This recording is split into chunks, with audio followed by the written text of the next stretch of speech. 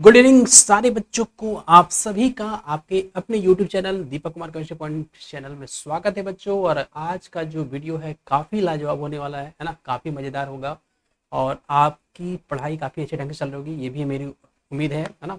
और ये वीडियो को शुरू करने से पहले आप सबसे पहले क्या कीजिए, ये जो प्रेजेंटेशन जो बनाया गया है इस प्रेजेंटेशन को आप ध्यान से देखिए और बताइए हमको कि कौन सा टॉपिक आज हम लोग पढ़ने वाले हैं। ठीक है, तो ध्यान से देखिए बच्चों, आपको यहाँ पे दो छोटे छोटे एक डॉट दिखाई दे रहा है, एक स्टार आपको दिखाई दे रहा है स्टार्टिंग में, है ना। धीरे धीरे हम लोग प्रेजेंटेशन को बढ़ाते चल रहे हैं। अब देखिए आपके सामने एक आ गया बीकर, है ना। और यहाँ पे आपका आ गया, पता है क्या, इसका नाम है इलेक्ट्रोड, है ना। इसका भी नाम क्या है बच्चों, इसका भी नाम है इलेक्ट्रोड। और ये आपका दोनों को कनेक्ट कर दिया गया। ठीक है, यहाँ पे दोनों इलेक्ट्रोड को कनेक्ट कर दिया गया है। इसके बाद बीच में ये क्या है, ये आप बताओ ये क्या है। ये आपका है एक तरह का सॉल्ट ब्रिज, है ना। आपने इस तरह का सेल आपने पढ़ रखा होगा, है ना। जो आपने सबसे पहला ड्राई सेल पढ़ा होता, याद होगा कॉमर्शियल सेल में, है ना। हम लोग घर में जो बैटरी यूज करते हैं वही वाला ये है ना, पूरा का पूरा सिनारियो। ठीक है, अब समझते हैं कि टॉपिक क्या होने वाला बच्चों, है ना। टॉपिक आप खुद से गैस कीजिए क्या होने वाला है। उसके पहले आप ये वाला भी ध्यान से देखिए, है ना। यहाँ पे और एक आपका इलेक्ट्रोलाइटिक कंटेनर आ चुका है, दूसरा भी आ गया। ठीक है, और उसके बाद यहाँ पे इलेक्ट्रोड, नहीं ये क्या है, इलेक्ट्रोड तो नहीं होगा आपको, है ना, इससे पहले वाले वीडियो में देखे होंगे, है ना। ये क्या है बताइए, ये है सॉल्ट ब्रिज का, है ना, इन्वर्टेड यू शेप। इसके बाद ये आपका दोनों का वायर हो गया, ये आपका दोनों सेल को मेजर करने के लिए आप वोल्टमीटर मान सकते हो, है ना। और ये आपका दोनों इलेक्ट्रोड आ गया, है ना, पूरा का पूरा ये गैल्वेनिक सेल का सेटअप लास्ट वीडियो में भी हमने देखा था चालकता के बारे में, है ना। तो उसी से जुड़ा हुआ ये वीडियो है ना। आपको समझ में आ गया होगा कि आज का टॉपिक हम लोग क्या पढ़ने वाले हैं ना। तो टॉपिक का नाम ध्यान से नोट डाउन करना है, बहुत ही इंपॉर्टेंट टॉपिक है बच्चों, और इस टॉपिक को आपको जरूर करके जाना है। चालकता को प्रभावित करने वाले कारक कौन से होते हैं ना। चालकता हम लोग पढ़ चुके हैं इसके बारे में, है ना। कोई भी धातु या कोई भी इलेक्ट्रोलाइटिक बिलियर में जितना आसानी से विद्युत धारा प्रवाहित हो जाती है उसी को हम लोग चालकता बोलते हैं, है ना। और इस चालकता को प्रभावित होने में या इस इलेक्ट्रॉन क्या या आयंस के फ्लो होने में बहुत सारी रुकावटें होती है। उस रुकावटों को हम लोग क्या बोलते हैं, तो उसको बोलते हैं रेजिस्टेंस। आपने इस सारे चीजों को आपने पढ़ रखा होगा। ठीक है, अब यहाँ पे आप समझिए ध्यान से, चालकता को अगर बात करते हैं हम लोग, चालकता को कौन कौन से कारक प्रभावित कर सकते हैं, तो इस वीडियो में आज हम लोग समझने वाले हैं। उससे पहले देखिए, आपको लास्ट वीडियो में मैंने बताया था ये क्या है बच्चों, ये आप समझ लीजिए कि आपका ये इलेक्ट्रॉन है ना। ये इलेक्ट्रॉन मेटल के इलेक्ट्रोड है ना, आपने पता है जैसे ये मेटल का रोड है, तो इस मेटल के रोड में बहुत सारे इस तरह के एटम होंगे, है ना, बहुत सारे एटम होंगे। तो एटम क्या करेंगे, इलेक्ट्रॉन्स को लूज करते हैं ना। इलेक्ट्रॉन्स को लूज करेंगे, ये इलेक्ट्रॉन्स अगर यहाँ से यहाँ पे चला जाता है ना, ये इलेक्ट्रॉन का अगर ट्रांजिशन हो जाता है, देखिए यहाँ पे ध्यान से, जैसे इलेक्ट्रॉन यहाँ से मूव कर रहा है ना, इलेक्ट्रॉन कहाँ से मूव किया, फिर से देखिए, ये इलेक्ट्रॉन यहाँ से मूव करके आपका इस साइड से जा रहा है, इस साइड की ओर, है ना। एनोड कैथोड मान के चलना है, इस तरह से एनोड से ये कैथोड की तरह मान लीजिए, ये एनोड हो गया, ये मान लेना है कैथोड हो गया। ठीक है, ये एनोड हो गया, इधर कैथोड हो गया, इस तरह समझ लीजिए। इलेक्ट्रॉन कहाँ गया, तो इलेक्ट्रॉन हमेशा आपको पता है एनोड से कैथोड की ओर जाते हैं। ये क्वेश्चन भी बहुत बार आपके एग्जाम में पूछा जा गया है। ठीक है, इलेक्ट्रॉन का डायरेक्शन क्या हो गया, तो इलेक्ट्रॉन का डायरेक्शन सारे बच्चे जरूर याद करेंगे, एनोड से किधर जाता है, एनोड से कैथोड, है ना। ए से सी की ओर जाता है, ABCD याद कर लेना है, ए से किधर जाएगा, सी की ओर जाएगा। और करंट जो होता है, करंट इसका ऑपोजिट होता है ना, सी से ए की ओर, याद रखना, कैथोड से एनोड की ओर हमेशा याद रखना। ठीक है, तो इलेक्ट्रॉन के लिए A to C, आई इसको याद कर लेना है, आई मतलब करंट जो होगा वो सी है ना, ICA याद कर लो, ICA, है ना, ICA याद हो गया होगा सारे बच्चे को। अब यहाँ पे चालकता को प्रभावित करने वाले कारक को अगर हम लोग देखो ध्यान से, है ना, ये आपका कौन सा सेल हो गया, तो ये आपको बता दिए, है ना, ये आपका जो ड्राई सेल हम लोग को पढ़ना है ना, कॉमर्शियल सेल भी, वो हम लोग आगे पढ़ेंगे इस चीज को, है ना, ड्राई सेल आएगा। तो ये आपका सेटअप हो गया। उसी तरह से यहाँ पे भी इलेक्ट्रॉन्स का फ्लो जो होगा, है ना, इलेक्ट्रॉन्स का फ्लो यहाँ से आपका देख रहे हैं, है ना, इलेक्ट्रॉन्स जो है इस कंटेनर से लेकर के इस कंटेनर में जा रहा है। इसके बारे में लास्ट वीडियो भी मैंने बात किया था। ये पूरा का पूरा जो हाफ सेल है, इसको हम लोग ऑक्सीडेशन यानी, है ना, ऑक्सीकरण हाफ सेल बताया गया था, अर्ध सेल। ठीक है, ऑक्सीडेशन, है ना, तो इसको हम लोग हिंदी में बोलेंगे, इसका नाम क्या था, ऑक्सीकरण, है ना, ऑक्सीकरण अर्ध सेल। और इसका नाम क्या होगा, तो इसका नाम आपको पता है, इसका नाम होता है अपचयन अर्धसेल। ठीक है, अपचयन अर्धसेल। इसको अपचयन अर्धसेल क्यों कहते हैं, क्योंकि यहाँ पे इलेक्ट्रॉन्स देखिए, ये इलेक्ट्रॉन्स जो है, ये इलेक्ट्रॉन्स यहाँ से चला था, ये इलेक्ट्रॉन्स यहाँ से चला था, है ना। इलेक्ट्रॉन्स कहाँ पे था, इलेक्ट्रॉन्स पहले यहाँ पे एनोड वाले पार्ट पे था, है ना, एनोड वाले पार्ट में था यहाँ पे। यहाँ पे ये मेटल का रोड जो हम लोग यूज करते हैं बेसिकली जिंक बताया गया था आपको, और यहाँ पे ये जो है ये कॉपर बताया गया था। जिंक से कॉपर की ओर जाता है इलेक्ट्रॉन, क्यों क्यों जाता है जिंक आपको पता है? जिंक से कॉपर की ओर ही क्यों जाता है? क्योंकि जिंक जो होता है रासायनिक अभिक्रिया में हम लोग को पता है जिंक ज्यादा रिएक्टिव होता है, तो ये इलेक्ट्रॉन्स लूज करने का काम करेगा और ये क्या करने का काम करेगा? उस इलेक्ट्रॉन्स को ग्रहण करने का काम करेगा। ठीक है, तो जहां से इलेक्ट्रॉन लूज करता है उसको हम लोग ऑक्सीकरण बोलते हैं, और जहां पे इलेक्ट्रॉन्स ग्रहण होता है उसको क्या बोलते हैं हम लोग? अपचयन बोलते हैं। इस सारी चीजों को हम लोग पढ़ रखा है। ठीक है, और ये आपको पता है इसी का नाम हम लोग को लवण सेतु बताया गया था। ठीक है, लवण सेतु बताया गया था। तो ये लेक्चर नंबर 8 है, इस चीज को हम लोग ध्यान से देखेंगे। ठीक है, अब हम लोग टॉपिक पे स्टार्ट करते हैं बच्चों, है ना, कि इसको आखिर चालकता को प्रभावित करने वाले कारक कौन कौन से हो सकते हैं। तो सबसे पहले अगर हम लोग बात करेंगे, ध्यान से देखिए, चालकता को प्रभावित करने वाले सबसे पहला जो कारक होगा वो क्या होगा? इलेक्ट्रोलाइट की सांद्रता, है ना।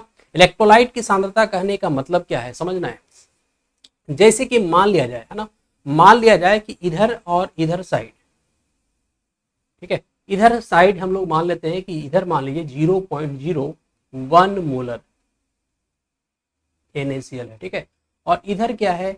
इधर मान लिया जाए, इधर हम लोग यहाँ ले लेते हैं 0.0001 मोलर NaCl।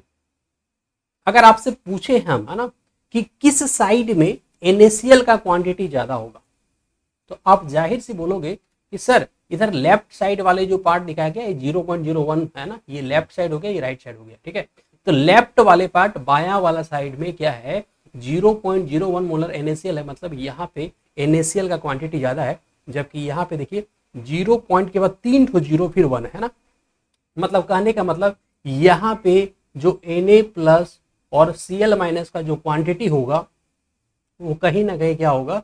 इस तरह से कम होगा। और इस साइड में आपको मान के चलना है ये थोड़ा सा ज्यादा सांद्र होगा। तो सांद्रता ज्यादा होगा मतलब आयंस ज्यादा होगा। तो जब कभी भी आयंस ज्यादा होगा तो आपको याद रखना, सांद्रता जब ज्यादा होगा तो चालकता भी क्या होगी? ज्यादा होगी, है ना। इस चीज को आपको समझना है इसे, है ना।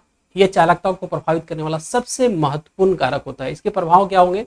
तो सांद्रता बढ़ने पर विलयन में आयनों की संख्या क्या हो जाती है? बढ़ जाती है। अधिक आयन होने के कारण विद्युत धारा का प्रवाह क्या होता है? बढ़ जाता है, इसलिए चालकता बढ़ जाती है। सिंपल सा चीज को याद रखना है ना। उसी तरह से आपको यहाँ पे, है ना, ये एग्जांपल जो मैंने भी देखा 0 पॉइंट, जैसे यहाँ पे 0.01 मोलर NaCl बोला गया, इसकी चालकता यहाँ पे कम है। क्यों? क्योंकि यहाँ 1 मोलर NaCl है। 1 मोलर NaCl कहने का मतलब ऐसे समझो, 0.01 मोलर NaCl का मतलब क्या हो गया? तो 0.01 मोलर NaCl का मतलब आपको, आप यहाँ से मोल निकालो ना, मोल निकालोगे तो पता चल जाएगा। जैसे 1 मोलर NaCl का मतलब यहाँ पे क्या है कि 1 मोल NaCl डाला गया है। 1 मोल NaCl कहने का मतलब कितना हो गया? तो आपका 58.5 ग्राम, है ना, 58.5 ग्राम। और 0.01 m का मतलब कितना हो गया? तो 58.5 डिवाइडेड बाई 100 मतलब 0.585 ग्राम, है ना, मतलब 1 ग्राम से कम है। यहाँ कितना है? यहाँ 60 ग्राम के बारे में बात कर रहा है। तो जाहिर सी बात है इसमें आयंस ज्यादा होगा तो चालकता क्या होगा? ज्यादा होगा। ठीक है, तो निष्कर्ष आपका क्या निष्कर्ष क्या निकल के आता है कि सांद्रता जहां पे ज्यादा होगी चालकता वहां पे क्या होगी? ज्यादा होगी। इस चीज को आपको याद रखना है। ठीक है, सारे बच्चे इसको ध्यान रखना, यहाँ पे उसी चीज को समझाया गया है। चलिए आगे अगर हम लोग देखें, दूसरा नंबर पॉइंट देखें, तो दूसरा नंबर पॉइंट में क्या है आपको याद रखना? आयनों की संख्या, है ना, आयनों की संख्या जो अभी डिस्कस किया गया था उसी तरह से बात करना है। आयन की संख्या अगर ज्यादा होगा तो आपका चालकता क्या ज्यादा होगा? ठीक है, आयनों की संख्या पर निर्भर करती है, यानी चालकता अगर बोले हम लोग जी अगर बोले तो जी जो होगा इज डायरेक्टली प्रोपोर्शनल टू, है ना, आयन की संख्या। जी का मतलब चालकता, चालकता आयनों की संख्या पे क्या होगा? डायरेक्टली प्रोपोर्शनल होता है, समानुपाती होता है। इस चीज को याद रखना। अगर कहीं पे आयन ज्यादा बनेगी तो उसकी चालकता ज्यादा होगा, है ना। अभी सांद्रता भी देख रहे थे, उसी तरह सांद्रता का भी अगर बात करें तो जी इज डायरेक्टली प्रोपोर्शनल टू क्या हो जाएगा? सांद्रता हो जाएगा। इस तरह से आप समझ लेना। चलिए, तो इलेक्ट्रोलाइट जितने अधिक आयनों में टूटेगा ना, इलेक्ट्रोलाइट जितने भी अधिक आयनों में टूटेगा चालकता उसकी उतनी अधिक होगी। जैसे अगर हम लोग NaCl का बात करते हैं, सोडियम क्लोराइड का बात करते हैं, तो सोडियम क्लोराइड आपको पता है बच्चों, सोडियम क्लोराइड को जैसे ही आप पानी में डालोगे, है ना, तो ये टूटेगा Na प्लस में और Cl माइनस में, है ना। टूटने के बाद यहाँ पे आपको दिख रहा है ना, यहाँ पे टोटल कितने आयन बन रहे हैं? कुल आयन बन रहे हैं 2, है ना। इस चीज को हम लोग सॉल्यूशन में पढ़े थे, याद होगा, I बराबर 2 इसका आता था। ठीक है, और अगर हम लोग कैल्शियम क्लोराइड को तोड़े तो कैल्शियम क्लोराइड को तोड़ने पर यहाँ पे क्या होगा? कैल्शियम का 1 आयन बनेगा और 2 मोल क्लोराइड का आयन बनेगा, मतलब टोटल कुल आयन कितने बन जाएंगे? तो यहाँ पे कुल आयन बन जाएंगे 3, है ना। तो इसमें 2 आयन है, इसमें 3 आयन है, तो ज्यादा आयन है ना, ज्यादा आयन है तो ज्यादा चालकता होगा। ठीक है, है ना, ज्यादा आयंस ज्यादा चालकता, इसलिए कैल्शियम क्लोराइड का विलयन जो होता है सामान्यतः अधिक चालक होता है ना। तो निष्कर्ष में भी आप सिंपल ऐसे लिख सकते हैं, अधिक आयन होगा, चालकता क्या होगी, अधिक होगी। ठीक है, चलिए थर्ड पॉइंट पे देखते हैं हम लोग, है ना, थर्ड पॉइंट पे देखते हैं, समझते हैं। थर्ड पॉइंट पे समझते हैं आयनों की गतिशीलता, ये पॉइंट बहुत इंपॉर्टेंट है ना, आयनों की गतिशीलता, है ना। जैसे कि आपसे अगर हम लोग सिंपल सा एक क्वेश्चन अगर आपसे पूछे, आपके दिमाग में आ रहा है, और ये बहुत बेसिक सा क्वेश्चन है बच्चों, है ना। अगर मान लिया जाए कि कोई अगर मोटरसाइकिल चला रहा है ना, मोटरसाइकिल चला रहा है, और यहाँ पे ये रोड हो गया, ठीक है, और यहाँ पे दूसरा सिचुएशन क्या है, यहाँ पे भी एक रोड है ना, ये रोड है, ठीक है। अब ये रोड थोड़ा सा क्या है, देख रहे हैं इसकी लंबाई, इसकी जो चौड़ाई है, ये चौड़ाई कम है, इसकी चौड़ाई क्या है, इसकी चौड़ाई ज़्यादा है ना। मतलब ये समझ लीजिए कौन सा आपका जीटी रोड हो गया, है ना, ये जीटी रोड हो गया, और ये नॉर्मल हम लोग घर का गली का रोड हो गया, ठीक है। तो अगर आप देखोगे तो इसकी चूंकि है ना चौड़ाई कम है, तो यहाँ पे आपका प्रतिरोधकता ज़्यादा होगा, क्योंकि जहाँ भी जैसे मान लीजिए 2 3 4 आदमी आ गया, तो इस आदमी को ये मोटरसाइकिल चलाने में इसको थोड़ा सा ज़्यादा दिक्कत होगा, ठीक है। तो यहाँ पे आयनों की गतिशीलता कम होगी। यहाँ पे क्या है, चूंकि रोड है ना, रोड काफी चौड़ा है, तो यहाँ पे थोड़ा मोड़ा अगर आदमी भी रहे तो आदमी साइड से निकल जाएगा। मतलब कहने का मतलब आयनों की गतिशीलता यहाँ पे क्या है, ज्यादा है। तो आयनों की गतिशीलता भी क्या होगा, चालकता के समानुपाती होगा। इस चीज को आपको याद रखना है ना। चलिए कैसे कैसे क्या क्या होता है देखिए, आयन जितनी तेजी से गति करेंगे चालकता उतनी अधिक होगी। कारण क्या होगा कि विद्युत क्षेत्र में तेजी से चलने वाले आयन अधिक धारा प्रवाहित करते हैं, है ना। अब आयनों की गतिशीलता का यहाँ क्रम है, जैसे देखिए यहाँ पे ये साइज पे भी निर्भर करता है, जिसका साइज छोटा होगा उसकी गतिशीलता ज्यादा होगी, है ना। जैसे हाइड्रोजन आयन, है ना, हाइड्रोजन आयन का गतिशीलता जो होता है यहाँ पे देख पा रहे हैं हम लोग सबसे ज्यादा होता है H+, OH-, K+, Na+, Li+, है ना। तो यहाँ पे भी आपका एक कंडीशन शर्त लगता है, जैसे छोटे साइज में जैसे हम लोग बोलते हैं लिथियम आयन जो होता है, लिथियम आयन की गतिशीलता ज्यादा हो सकती है ना।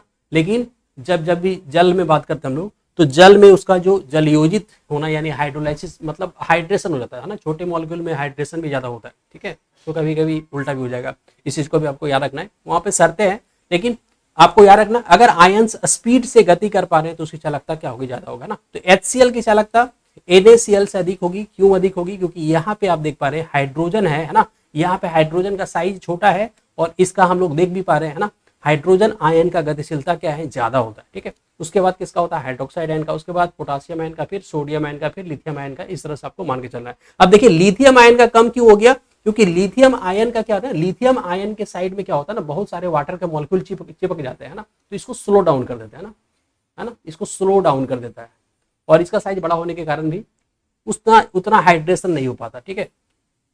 तो निष्कर्ष क्या निकल गया बच्चों, याद रखना है, जिसकी गतिशीलता जब ज्यादा होती है तो चालकता भी क्या होगी, ज्यादा होगी। तो ये 3 और पॉइंट आपको याद रखना है, कम से कम तीनों पॉइंट आपको याद कर लेने, 3 पॉइंट कम से कम सारे में याद कर लेना है ना। हालांकि अभी हम और पॉइंट को डिस्कस कर देते हैं यहाँ पे, है ना।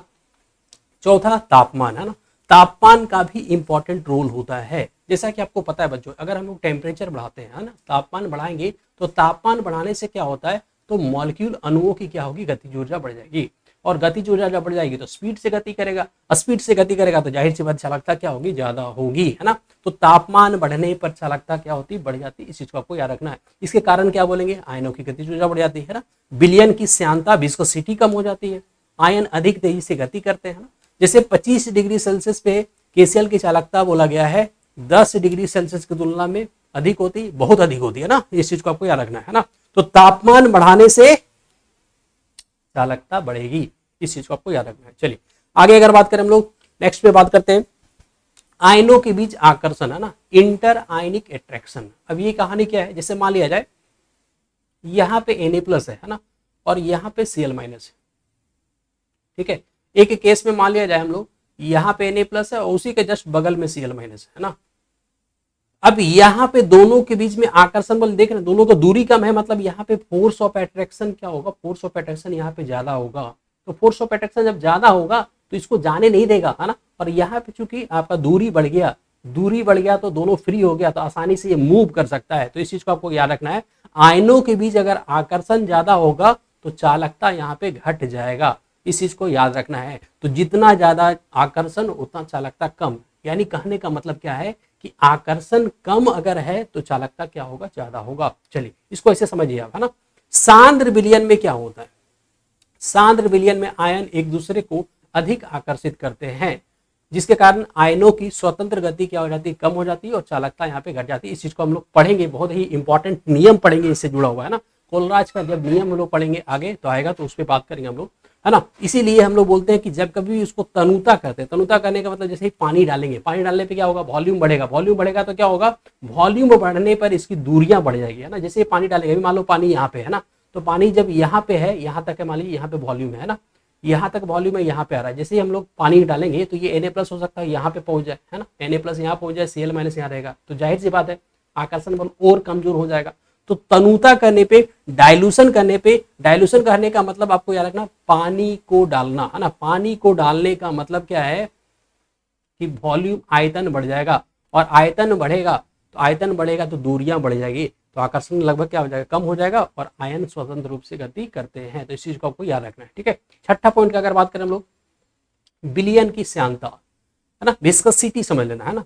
विलयन की श्यानता मतलब एक तरह का आकर्षण बल ही समझना है ना, आकर्षण बल ही समझना है, ठीक है।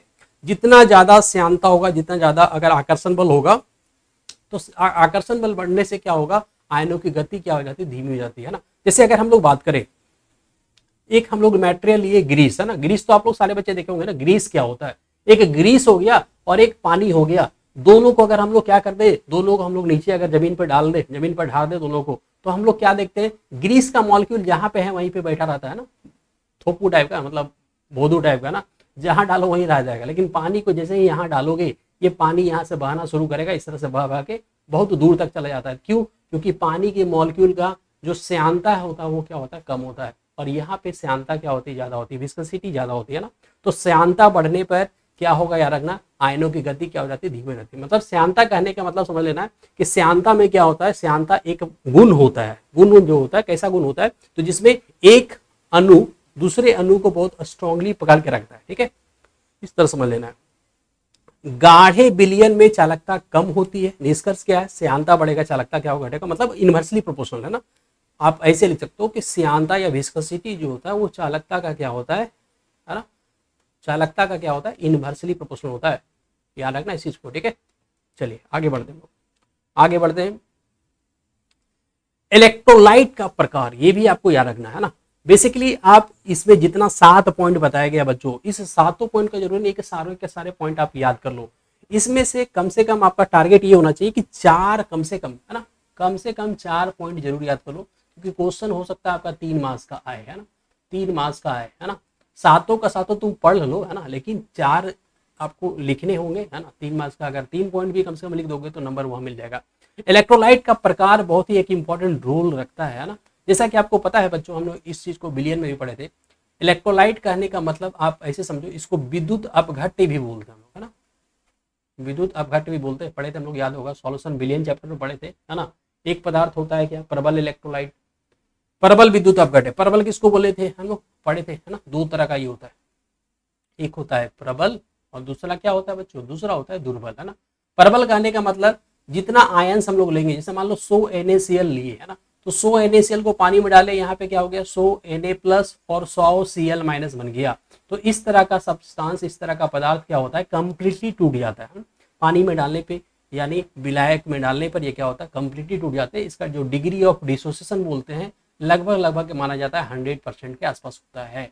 लेकिन दुर्बल जो होता है, जो वीक इलेक्ट्रोलाइट होते हैं, जैसे कि आपका एसिटिक एसिड हो गया, है ना, अमोनियम हाइड्रोक्साइड हो गया, तो ये सब के साथ क्या होता है, ये सब अगर आप 100 मॉलिक्यूल भी लेते हो तो ये कंप्लीटली नहीं टूटता है। ये बोला जाता है इसका अल्फा का वैल्यू जो होता है नियरली 5% के आसपास या 5% से भी कम टूटता है। मतलब 100 अगर लिए हैं तो 100 में 5 को टूटेगा, 5 को आपका एसीटेट आयन बनाएगा और प्लस 5 को H+ बनाएगा, ठीक है। तो आपका ये इलेक्ट्रोलाइट के प्रकार पर भी निर्भर करेगा। अब जाहिर सी बात है, प्रबल है ना, तो प्रबल का जिसे अल्फा ज्यादा है, अल्फा का वैल्यू ज्यादा 100% है ना, तो यहाँ पे आयंस ज्यादा है, तो चालकता क्या होगी, ज्यादा होगा, और इसके चालकता क्या हो जाएगा, कम हो जाएगा। इसी चीज को यहाँ पे समझाया गया बच्चों, 2 प्रकार का प्रबल, है ना, लगभग पूर्ण आयनीकरण होगा, आयनों की संख्या अधिक होगी, चालकता क्या होगी, अधिक होगी, है ना। प्रबल का कौन कौन सा होगा, तो जितने भी स्ट्रॉन्ग एसिड होंगे, HCl हो गया, HNO3 हो गया, NaOH हो गया, KCl हो गया, ये सारे के सारे क्या प्रबल है। उसी तरह से दुर्बल भी होगा, है ना, दुर्बल कहने का मतलब वीक। इसमें क्या होगा, आंशिक आयनीकरण होता है, इसका अल्फा का वैल्यू बताया गया था नियरली 5% से कम होगा, आयनों की संख्या यहाँ पे क्या होगी, कम होगी, चालकता क्या हो जाएगी, कम हो जाएगी, ठीक है। तो इस तरह से आपको समझ में आ रहा होगा।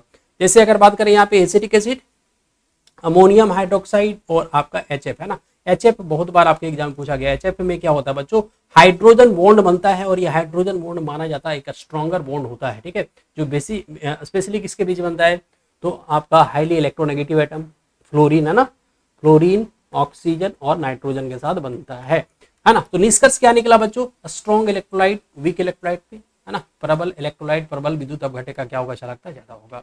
तो इस तरह से आज का पूरा ये सेशन जो है हम लोग का चालकता को प्रभावित करने वाले कारक को हम लोग आज खत्म किए। और जितने बच्चे इस वीडियो को देखे उनको बहुत बहुत धन्यवाद। आई होप आपको समझ में जरूर आया होगा, आपको ये वीडियो जरूर अच्छा लगा होगा। और अगर अच्छा लगा बच्चों तो इसको लाइक जरूर करें, कमेंट अपना जरूर शेयर करें, है ना। कमेंट आप लोग करते नहीं है, कमेंट जरूर करें, है ना, कि वीडियो आपको कैसा लगा। और वीडियो को ज्यादा से ज्यादा क्या करना है, शेयर करना है, ठीक है। और अगर चैनल पे आप नए बच्चों तो चैनल को सब्सक्राइब कर दें, ठीक है, क्योंकि आपको इस तरह के यहाँ से आपको अपडेट मिलता रहेगा, है ना। आपसे जुड़ा हुआ क्लास 11 12 नीट, है ना, नीट के लिए स्पेशली ये तैयारी सब करवाया जा रहा है। नीट 2027 का टारगेट हम लोग को, साथ साथ बोर्ड 2027 का भी टारगेट है। तो जो बच्चे नीट का तैयारी कर रहे हैं, बोर्ड एग्जामिनेशन का तैयारी कर रहे हैं ना, जो क्लास अभी 12 में है तैयारी कर रहे हैं, तो उनके लिए ये सब वीडियो काफी इंपॉर्टेंट होता है और इस तरह का वीडियो आपको आता रहेगा। तो thank you, thanks for watching, have a good day, goodbye सारे बच्चों को, शुभ रात्रि, गुड नाइट।